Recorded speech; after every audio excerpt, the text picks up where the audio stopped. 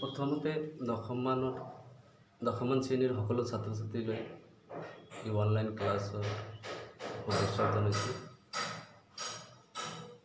আমি সকলোৱে জানো বিশ্ব পৰিৱেশ দিৱস 5 জুন তাৰিখে পালন কৰা হয়। 5 জুন তাৰিখে বিশ্ব পৰিৱেশ দিৱস হিচাপে পালন কৰা হয়।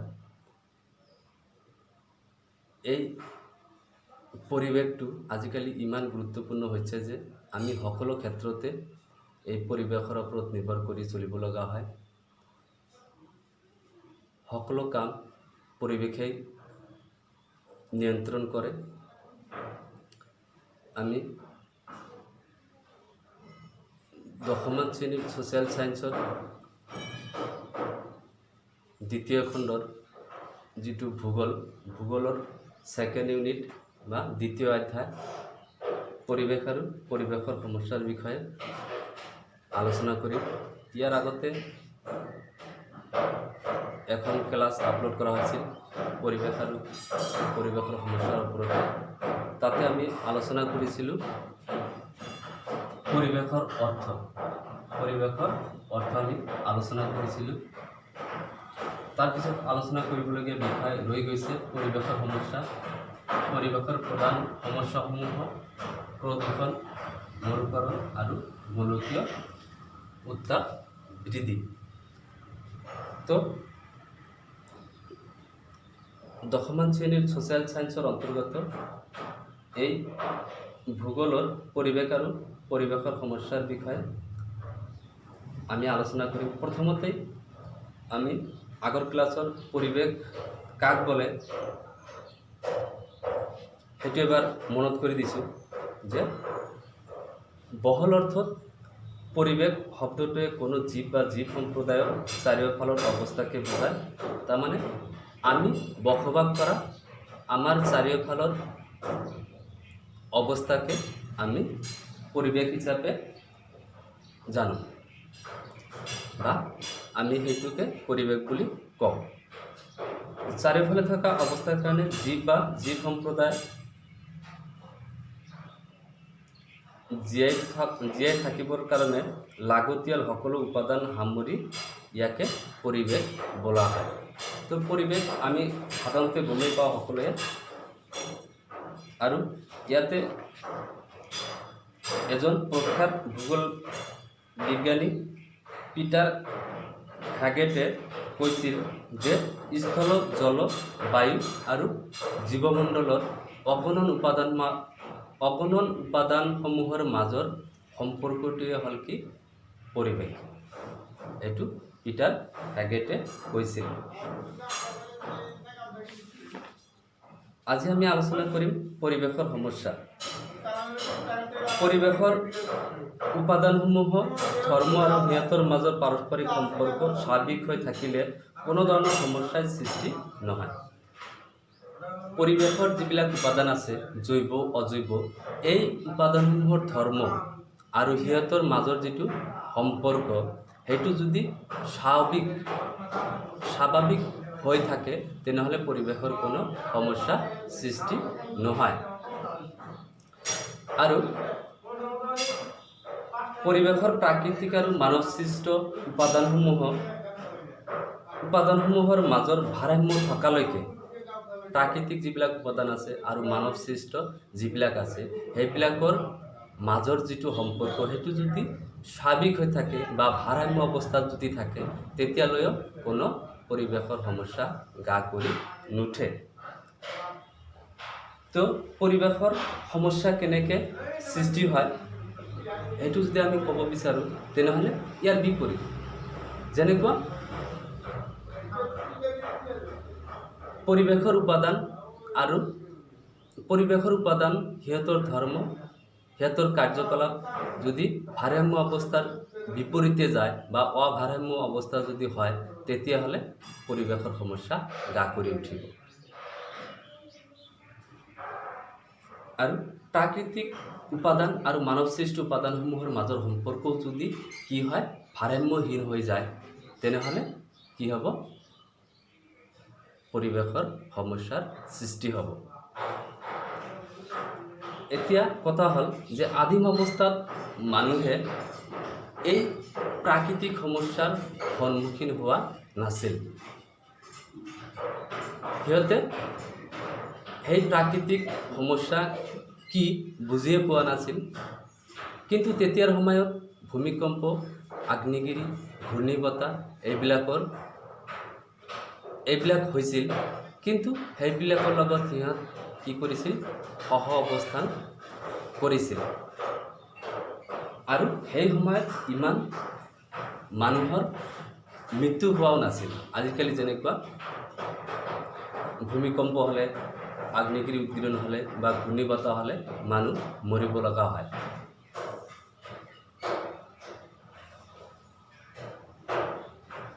মন কৰিবলগীয়া কথা যে পৰিৱেশৰ প্ৰাকৃতিক মানৱসৃষ্ট উপাদানসমূহৰ মাজৰ ভাৰসাম্য থকালৈকে বিশেষ কোনো ধৰণৰ সমস্যা গা কৰি নুঠে। পৃথিৱীৰ স্থলমণ্ডল কোৱা, জলমণ্ডল কোৱা, বায়ুমণ্ডল কোৱা, জীৱমণ্ডল কোৱা, এই অগণন উপাদানসমূহৰ মাজৰ সম্পৰ্ক যেতিয়ালৈকে ভাৰসাম্য হৈ থাকে তেতিয়ালৈকে কোনো সমস্যাৰ সৃষ্টি নহয়। তো আগলৈকে তাৰমানে কোনো পৰিৱেশৰ সমস্যা সৃষ্টি কৰা নাছিল। এই যোৱা 3টামান শতিকাৰ পিছৰ পৰা যেতিয়া মানুহৰ সংখ্যা বৃদ্ধি পাব আৰম্ভ কৰিলে আৰু মানুহৰ সংখ্যা বৃদ্ধি পোৱাৰ লগে লগে সম্পদৰ চাহিদা বা প্ৰয়োজন ইমানেই বৃদ্ধি পাবলৈ ধৰিলে যে পৃথিৱীৰ প্ৰতিটো মণ্ডলতে মানুহৰ কাৰ্যকলাপৰ চাপ বাঢ়িবলৈ ধৰিলে। স্থলমণ্ডলতো মানুহৰ কাৰ্যকলাপ বাঢ়িবলৈ ধৰিলে, বায়ুমণ্ডলতো, জীৱমণ্ডলতো আৰু জলমণ্ডলতো ইয়াৰ চাপটো বাঢ়িবলৈ ধৰিলে। এই চাপ বঢ়াৰ উপৰিও অৰণ্যভূমি হ্ৰাস হ'ব ধৰিলে। আনহাতে বায়ুমণ্ডলত কাৰ্বন ডাই অক্সাইড গেছৰ পৰিমাণ বৃদ্ধি পাব ধৰিলে। আৰু এইবিলাক কাৰণতে কি হ'ল? পৰিৱেশৰ ন সমস্যা সৃষ্টি হ'বলৈ ধৰিলে। তাৰমানে পৰিৱেশৰ নতুন নতুন সমস্যা সৃষ্টি হ'বলৈ ধৰিলে। আৰু এই সমস্যাসমূহ যিহেতু পৰিৱেশৰ লগত জড়িত, সেইকাৰণে এই সমস্যাসমূহক পাৰিৱেশিক সমস্যা বুলি কোৱা হয়। তাৰমানে পৰিৱেশৰ লগত যিবিলাক সমস্যা জড়িত হৈ আছে সেইবিলাককে পাৰিৱেশিক সমস্যা বুলি কোৱা হয়। আমি জানো যে স্বাভাৱিক অৱস্থাত বায়ুমণ্ডলত 0.035% কাৰ্বন ডাই অক্সাইড গেছ থাকে। আৰু এই গেছে কি কৰে? ভূপৃষ্ঠৰ পৰা সৌৰশক্তি শোষণ কৰি জীৱ জগতৰ কাৰণে এটা সুস্থিৰ উষ্ণতা বিৰাজ কৰে। আৰু এই গেছটো যেতিয়াই বৃদ্ধি পাব তেতিয়াই কি হ'ব? গোলকীয় উষ্ণতা বৃদ্ধি পাবলৈ আৰম্ভ কৰিব। আৰু তেতিয়াই কি হ'ব? বায়ুমণ্ডলত পৰিৱৰ্তন সাধন হ'ব। সম্প্ৰতি কালত শিল্প, উদ্যোগ, যান বাহন আদি বৰ্ধিত হাৰত জীৱাশ্ম ইন্ধন ব্যৱহাৰ কৰাৰ ফলত বায়ুমণ্ডলত কাৰ্বন ডাই অক্সাইড গেছৰ পৰিমাণ বৃদ্ধি হৈ গোলকীয় উষ্ণতা বৃদ্ধিৰ দৰে ভয়াৱহ সমস্যাৰ সৃষ্টি কৰিবলৈ আৰম্ভ কৰিছে। ইয়াৰ উপৰি বননি ধ্বংস কৰাৰ ফলতে কি হৈছে? আমাৰ যিটো মাটিৰ সেউজ আৱৰণ সেইটো ক্ৰমান্বয়ে কি হৈছে? খহি গৈ আছে বা ক্ষয় গৈ আছে। আৰু ইয়াৰ ফলত কি হৈছে? কৃষিৰ ওপৰত তাৰ বেয়া প্ৰভাৱটো পৰিছে। এইখিনিতে উল্লেখ কৰা যায় যে ভৌগোলিক দিশৰ পৰা পৰিৱেশক আমি পৰিৱেশৰ সমস্যাসমূহক আমি 3টা ভাগত বিবেচনা কৰিব পাৰি। সেইকেইটা হ'ল, আমি এইখিনি কি কৰি দিছোঁ?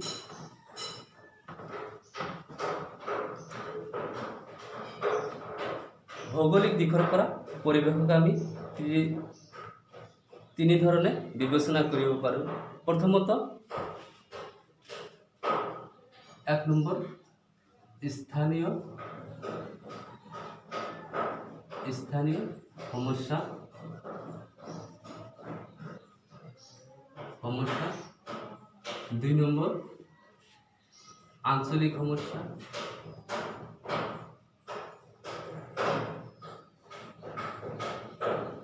আঞ্চলিক সমস্যা আৰু 3 নম্বৰ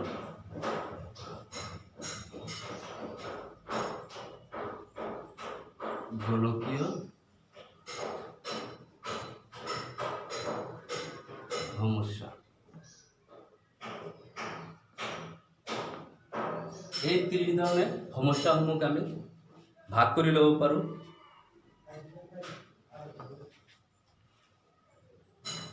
আৰু প্ৰথমটো যিটো স্থানীয় সমস্যা আমি কি বুঝো যে কোনো এটা ক্ষুদ্ৰ এলেকা বা সৰু এটা ঠাইত যদি কোনোবা এটা সমস্যা গা কৰি উঠে তেনেহ'লে সেইটো স্থানীয় সমস্যা বুলি কোৱা হয়। যেনেকৈ উদাহৰণ হিচাপে আমি যদি উদাহৰণ দিওঁ তেনেহ'লে আমাৰ টেক্সট বুকত দিয়া আছে যে উৎপত্তি আৰু বিস্তৃতিৰ ফালৰ পৰা স্থানীয় সমস্যাসমূহ একৈশটা সৰু এলেকাত সীমাবদ্ধ হৈ থাকিলে সেই সমস্যাটো কি বুলি কোৱা হয়? স্থানীয় সমস্যা বুলি কোৱা হয়। যেনেকুৱা ক্ষুদ্ৰ উদ্যোগে কৰা সীমিত ভূমি প্ৰদূষণ, কোনো এটা সৰু উদ্যোগে যদি সেই ঠাইডোখৰত কি কৰে? ভূমিৰ প্ৰদূষণ কৰে, সেইটো হ'ব স্থানীয় সমস্যা। ইয়াৰ উপৰিও বিল এখন তৰাং হৈ আহিলে তাৰ ফলত সৃষ্টি হোৱা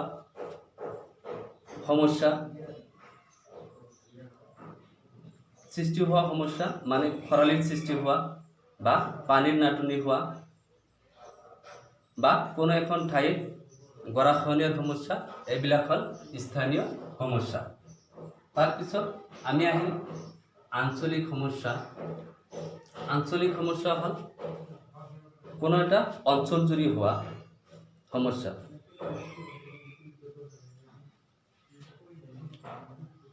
ইয়াত কেনেকৈ কম আমি যে কিছুমান সমস্যা একোটা ভৌগোলিক অঞ্চল জুৰি সৃষ্টি হ'ব পাৰে।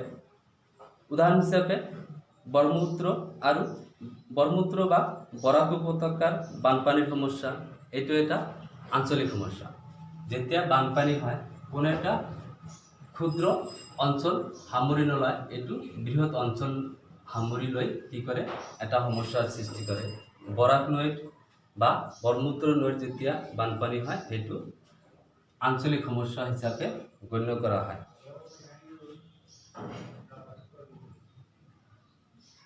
ইয়াৰ উপৰি বিশাল ঔদ্যোগিক অঞ্চলৰ পানী প্ৰদূষণ সমস্যা, সেইটো আঞ্চলিক সমস্যা। তাৰ উপৰি মহানগৰ অঞ্চলৰ ভূগৰ্ভস্থ পানীৰ নাটনিজনিত সমস্যা, নদী অৱবাহিকাৰ ভূমি ক্ষয় সমস্যা আদি আঞ্চলিক সমস্যাৰ উদাহৰণ। এইবিলাক হ'ল আঞ্চলিক সমস্যাৰ উদাহৰণ। যেনেকুৱা নগৰ এখনত ভূগৰ্ভস্থ পানীৰ নাটনি, যে আমি সদায় দেখা পাওঁ। গুৱাহাটী মহানগৰীৰ কথা যদি আমি উল্লেখ কৰোঁ তেতিয়া ফেব্ৰুৱাৰী মাৰ্চ মাহত সিহঁতৰ পানীৰ নাটনি হয়। তাৰমানে ভূগৰ্ভৰ পৰা পানী বেছিকৈ নোলায়, টিউবৱেলতো নোলায় বা কুঁৱাৰ পৰাও পানী বেছিকৈ নাপায়। সিহঁতে বহুত সমস্যাৰ সন্মুখীন হয় আৰু লাষ্টত পানী কিনি ব্যৱহাৰ কৰিবলগীয়া হয়। আৰু লাষ্টৰটো গোলকীয় সমস্যা। এইটো কিছুমান পাৰিপাৰ্শ্বিক সমস্যা সমগ্ৰ পৃথিৱীকে সামৰি লয়, সেইটো হ'ল গোলকীয় সমস্যা। তেনে সমস্যাৰ বিস্তৃতিৰ কোনো ভৌগোলিক সীমা নাথাকে আৰু এই সমস্যাটোৰ বিস্তৃতি কিমানলৈকে হ'ব সেইটোৰ কোনো সীমা নাথাকে। অসীম সীমালৈকে ই বিস্তৃত হ'ব পাৰে। গোটেই বিশ্ব ব্ৰহ্মাণ্ডতে এই সমস্যাৰ ফলটো ভুগিব লগা হ'ব পাৰে। সেইটো হ'ল গোলকীয় সমস্যা। উদাহৰণ হিচাপে আমি গোলকীয় উষ্ণতা বৃদ্ধি বা গ্লোবেল ৱাৰ্মিং এই সমস্যাক আঙুলিয়াব পাৰি। এই সমস্যা বায়ুমণ্ডলৰ লগত জড়িত হোৱাৰ কাৰণে বিস্তৃতিৰ ফালৰ পৰা অহিম। ইয়াৰ প্ৰভাৱ বায়ুমণ্ডলৰ লগতে পৃথিৱীৰ পৰিৱেশৰ জলভাগ, স্থলভাগ আৰু জীৱ জগতৰ ওপৰতো পৰে। এনে সমস্যাৰ সমাধানৰ প্ৰচেষ্টা আন্তৰ্জাতিক পৰ্যায় হ'ব লাগে। আৰু গোলকীয় উষ্ণতা বৃদ্ধি যেতিয়া গোলকীয় সমস্যা যেতিয়া সৃষ্টি হ'ব আৰু সেইটো সমাধান কৰাৰ দায়িত্ব আন্তঃৰাষ্ট্ৰীয় পৰ্যায়ত হ'ব লাগে, কিয়নো কোনো এখন ৰাষ্ট্ৰই সেই সমস্যাটো সমাধান কৰিবলৈ অপাৰগ হ'ব। গোটেই বিশ্ব মিলিয়ে সেই কি কৰিব লাগিব, সমস্যাটো সমাধান কৰাৰ চেষ্টা কৰিব লাগিব, তেতিয়াহে সফল হ'ব পাৰিব।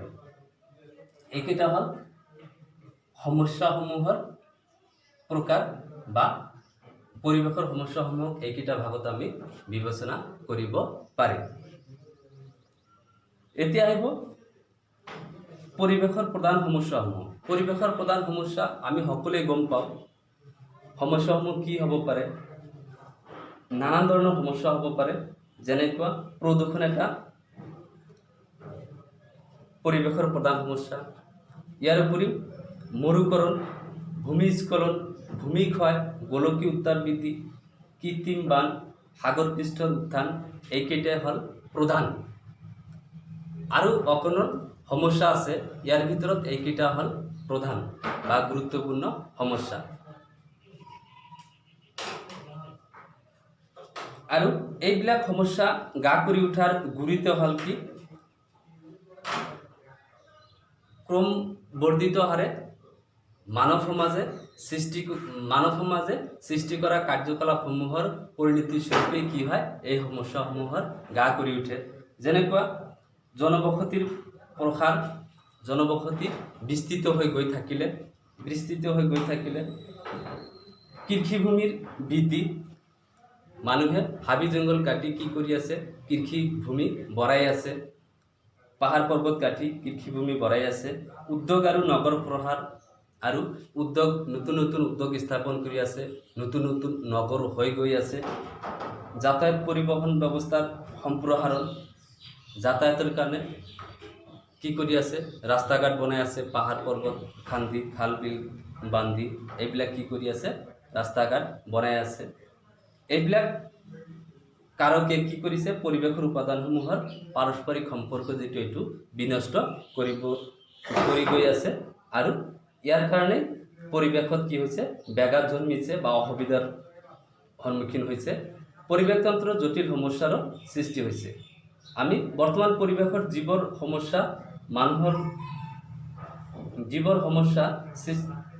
সমস্যাই মানুহৰ লগতে জীৱ জগতৰ ব্যাপক ক্ষতিসাধন কৰিবলৈ লৈছে। সেইবোৰৰ ভিতৰত যিবিলাক সমস্যা আছে সেইবিলাক এবাৰ কৈয়ে দিলোঁ। প্ৰদূষণ, মৰুকৰণ, ভূমিস্খলন, ভূমিক্ষয়, গোলকীয় উষ্ণতা বৃদ্ধি, কৃত্ৰিম বান, সাগৰ পৃষ্ঠৰ উত্থান এইকেইটাই হ'ল প্ৰধান সমস্যা। আমি এইকেইটা সমস্যাৰ ভিতৰত কেইটামান সমস্যাৰ বিষয়ে এই টেক্সট বুকত দিয়া আছে। আমি প্ৰথমতে প্ৰদূষণৰ কথা আমি আলোচনা কৰিম। প্ৰদূষণ কি?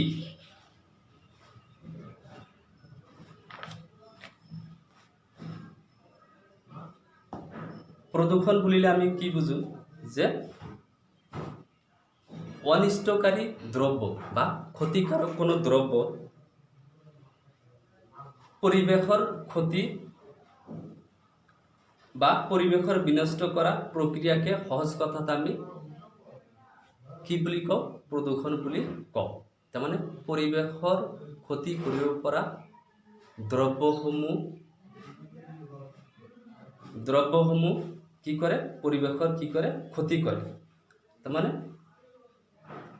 অনিষ্টকাৰী বা ক্ষতিকাৰী দ্ৰব্যই পৰিৱেশ বিনষ্ট কৰা প্ৰক্ৰিয়াকে সহজ ভাষাত কি বুলি কোৱা হয়, প্ৰদূষণ বুলি ক'ব পাৰি বা পলিউশ্যন বুলি কয়। আৰু ঘাইকৈ মানুহে সৃষ্টি কৰা দ্ৰব্য অধিক মাত্ৰাত পৰিৱেশত সংযোজিত হ'লে জীৱ জগতৰ ক্ষতিসাধন কৰিব পাৰে। আৰু যদি মানুহে যিবিলাক দ্ৰব্য সৃষ্টি কৰে সেইবিলাক যদি পৰিৱেশৰ লগত অধিক মাত্ৰাত কি কৰা হয়, যোগ কৰা হয়, তেনেহ'লে কি হ'ব পাৰে, জীৱ জগতৰ ক্ষতি হ'ব পাৰে বা ক্ষতিসাধন কৰিব পাৰে। আৰু এনে দ্ৰব্য কি বুলি কোৱা হয় প্ৰদূষক বা পলুটেণ্ট বুলি ধৰা হয়। উদাহৰণ হিচাপে ধূলি, ধোঁৱা, ছাই, দুৰ্গন্ধ, সালফাৰ ডাই অক্সাইড, কাৰ্বন মনোঅক্সাইড এইবিলাকে। পৰীক্ষাত আহিব পাৰে প্ৰদূষক কাক বোলে বা প্ৰদূষক বুলিলে কি বুজায়। তেতিয়া আমি কি লিখিব লাগিব, মানুহে সৃষ্টি কৰা দ্ৰব্য অধিক মাত্ৰাত পৰিৱেশৰ লগত সংযোজিত হ'লে জীৱ জগতৰ ক্ষতিসাধন হ'ব পাৰে। এই দ্ৰব্যসমূহকে প্ৰদূষক বুলি কোৱা হয়। উদাহৰণ হিচাপে ধূলি, ধোঁৱা, ছাই, সালফাৰ ডাই অক্সাইড, কাৰ্বন মনোঅক্সাইড এইকেইটাই প্ৰধান।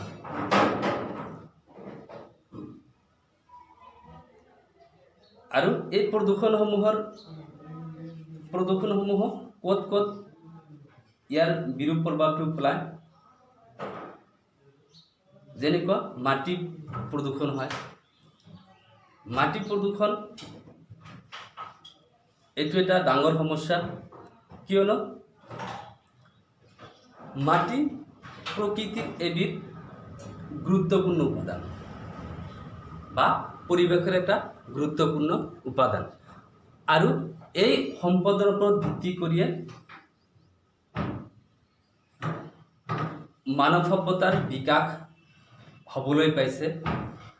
আৰু এই মাটি মানুহৰ এক অপৰিহাৰ্য সম্পদ। আৰু এই সম্পদটো যদি বিনষ্ট হৈ যায় তেনেহ'লে মানুহৰ এটা ডাঙৰ সমস্যাৰ সৃষ্টি হ'ব। মানুহ কোৱা, আন প্ৰাণী কোৱা বা অন্য জীৱৰ কথাই কোৱা, গোটেইবিলাকৰ কাৰণে কি হ'ব, ক্ষতি হ'ব। কিন্তু আমি এইখিনি গম পোৱাৰ পিছতো পৰিতাপৰ বিষয় যে মূলত মানৱজনিত কাৰণতেই মাটিৰ কি হৈছে, মাটি সম্পদৰ প্ৰদূষণ হৈছে। সাধাৰণতে মাটি প্ৰদূষণ কেনেকৈ হয় আমি যদি জানিব বিচাৰোঁ তেনেহ'লে যে মাটিৰ লগত কোনো ৰাসায়নিক পদাৰ্থ, বিষাক্ত ধাতু, ঔদ্যোগিক আৱৰ্জনা, তেজস্ক্ৰিয় পদাৰ্থ, এচিড বৰষুণ আদি মিহলি হ'লে মাটিৰ স্বাভাৱিক গুণাগুণ নষ্ট হয় আৰু ইয়াৰ উৰ্বৰতাও কি হৈ যায়, কমি যায়। তাৰমানে কৃষি উৎপাদন কি হয়, লাহে লাহে কমিবলৈ ধৰে। এনে অৱস্থাত সংশ্লিষ্ট মাটিভাগক কি বুলি কোৱা হয়, প্ৰদূষিত মাটি বুলি কোৱা হয়। এনেকৈ তাৰমানে মাটি প্ৰদূষণ হয়। আৰু মাটি প্ৰদূষণ হোৱাৰ আন বহুতো কাৰণ আছে।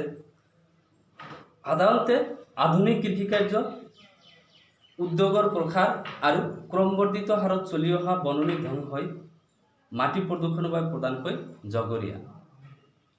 তাৰমানে আধুনিক কৃষিকাৰ্য, উদ্যোগিক প্ৰসাৰ, তাৰমানে উদ্যোগসমূহ ক্ৰমান্বয়ে কি হৈ গৈ আছে, বাঢ়ি গৈ আছে। নতুন নতুন অঞ্চলত উদ্যোগ স্থাপন হ'বলৈ ধৰিছে। আৰু বননি ধ্বংস, এইকেইটাই প্ৰধান মাটি প্ৰদূষণৰ প্ৰধান কাৰক। কৃষিৰ আধুনিকীকৰণে কৃষি ক্ষেত্ৰত ৰাসায়নিক সাৰ, জলসিঞ্চন, কীটনাশক দ্ৰব্য আদিৰ প্ৰয়োগ বৃদ্ধি কৰিছে। আৰু কৃষি যেতিয়া আমি এখন ঠাইত অধিক ফচল উৎপাদনৰ কাৰণে কি কৰোঁ, বেছিকৈ সাৰ প্ৰয়োগ কৰোঁ, আণ্ডাৰগ্ৰাউণ্ড ৱাটাৰ ব্যৱহাৰ কৰোঁ বা ভূগৰ্ভস্থ পানী ব্যৱহাৰ কৰোঁ, কীটনাশক দ্ৰব্যসমূহক ব্যৱহাৰ কৰোঁ। এইবিলাকৰ কাৰণে কি হৈছে, মাটিৰ গুণাগুণ আৰু কি হৈছে, ইহঁতৰ পৰিৱৰ্তন হৈছে।